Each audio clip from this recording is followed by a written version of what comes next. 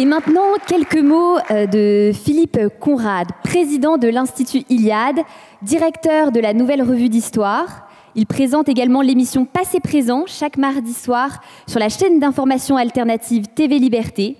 Il va nous introduire ce colloque en nous parlant de notre héritage européen, le connaître et le transmettre. Merci d'applaudir Philippe Conrad.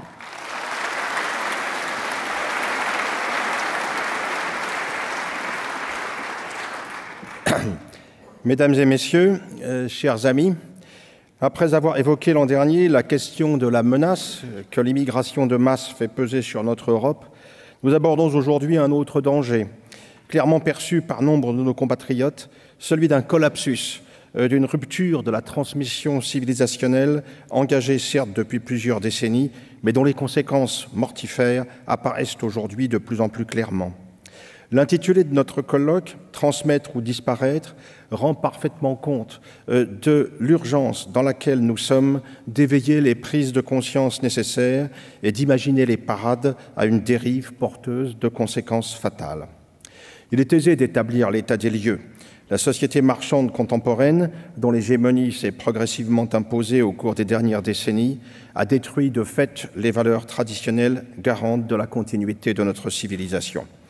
L'Europe avait construit au fil des siècles un modèle culturel combinant ses héritages anciens, son histoire chrétienne et les acquis de la révolution des Lumières et du progrès scientifique.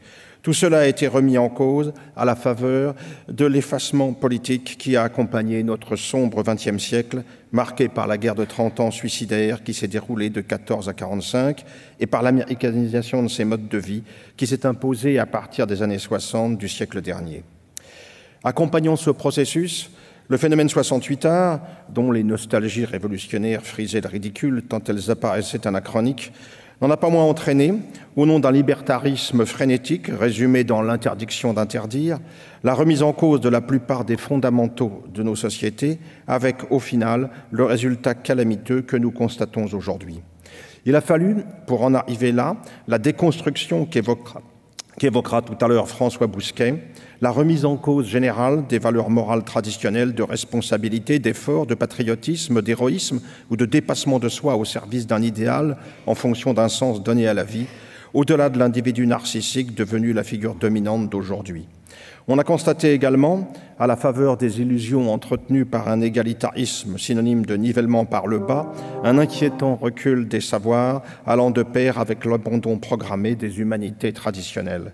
Tout cela n'est que le résultat d'une démolition patiemment mise en œuvre depuis la désastreuse réforme du collège unique, dont les conséquences prennent toute leur ampleur aujourd'hui, condamnant les parents d'élèves à se tourner vers l'enseignement privé et de mettre pour beaucoup leurs espoirs dans celui dispensé par les écoles hors contrat.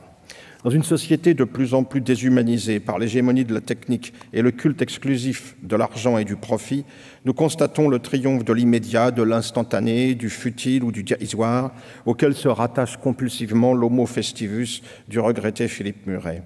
La poursuite d'une telle évolution ne peut que s'avérer catastrophique et aggraver encore les différents maux dont souffre aujourd'hui une Europe totalement insérée dans un processus de mondialisation destructeur des identités et synonyme de disparition à moyen terme, dans un monde où les nouveaux rapports de force démographiques et économiques vont fatalement remettre en cause l'ordre établi à l'abri duquel la décomposition que je viens d'évoquer a pu s'imposer au cours des dernières décennies. Il est urgent, face à cette situation, de prendre la mesure de la menace et de définir les conditions et les moyens du sursaut nécessaire. Cette réaction s'appuiera d'abord sur la reconquête de notre mémoire commune, sur la redécouverte et la relecture de notre histoire. Un enjeu essentiel au moment où celle-ci est mise en cause par un lobby très actif réuni autour de Patrick Boucheron, le chouchou de notre grand quotidien du soir, qui, s'appuyant sur des réseaux professionnels et médiatiques très bien organisés, est à la manœuvre pour remettre en cause la légitimité d'une histoire de France assimilée à une addition de mythes, à une construction artificielle et tardive, imaginée pour donner une expression à un sentiment national désormais dépassé. Je n'insisterai pas sur les sottises et les mensonges par omission qu'implique une telle vue des choses. Mais il ne fait aucun doute que c'est cette vision, attachée à la multiculturalité proclamée de la France et de l'Europe, qui s'imposera demain, si nous n'y prenons garde, dans nos établissements scolaires, après avoir colonisé nos universités. Le combat qui doit être livré sur ce terrain est bien entendu d'une importance majeure et commande largement toute autre tentative de réaction face aux entreprises calamiteuses qui sont en cours. Avant de transmettre aux générations qui viennent et qui sont à venir, condition indispensable à la renaissance de l'Europe et de ses nations, il est indispensable de redéfinir clairement comment nous sommes les héritiers de plusieurs millénaires d'une histoire particulière qui a permis à ce continent de jouer le rôle majeur qui a été le sien. Transmettre cette mémoire, mais aussi tout ce qui fit au quotidien le propre d'une civilisation spécifique, implique le recours à un certain nombre de moyens. Renouer le fil nécessaire avec ce que notre ami Christopher Gérard appelle nos sources pérennes constitue une première étape. Mais Jean-François Gaultier nous expliquera pour sa part le rôle qui revient à la musique et à l'éducation musicale dans un monde saturé par les bruits divers qui nous envahissent quotidiennement pour ahurir nos populations. Lionel Rondouin nous invitera à imaginer, à côté du récit national et non du roman national, une expression qui a valeur d'arme du fait de sa connotation dévalorisante dans la guerre sémantique en cours, un récit européen en mesure de contribuer à l'émergence et au renforcement d'une conscience civilisationnelle plus nécessaire que jamais face aux défis et aux menaces de ce nouveau siècle, venu clore le demi-millénaire de la domination occidentale sur le monde. Il faut également reprendre, jusque dans ses fondations, le chantier de l'école, ce qu'évoqueront plusieurs de nos intervenants, et, en ce domaine, la simple nostalgie d'un bon vieux temps idéalisé ne suffira pas.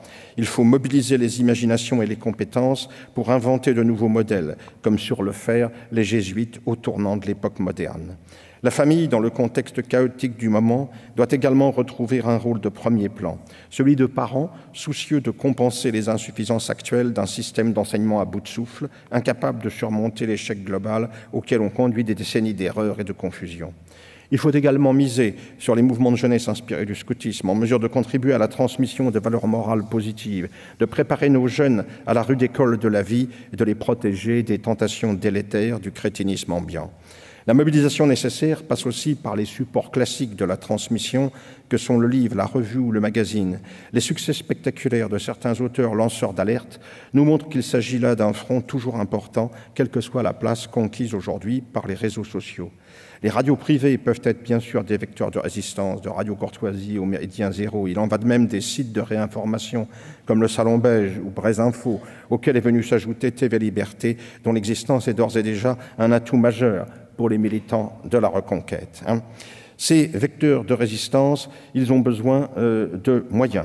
Il faut impérativement soutenir dans des registres différents l'Iliade, dont Grégoire Gambier vient de vous présenter l'action, TV Liberté, qui a engagé la lutte pour l'information, ou la Nouvelle Revue d'Histoire, créée par Dominique Vénère et que j'ai l'honneur de diriger en vous abonnant et en abonnant vos amis.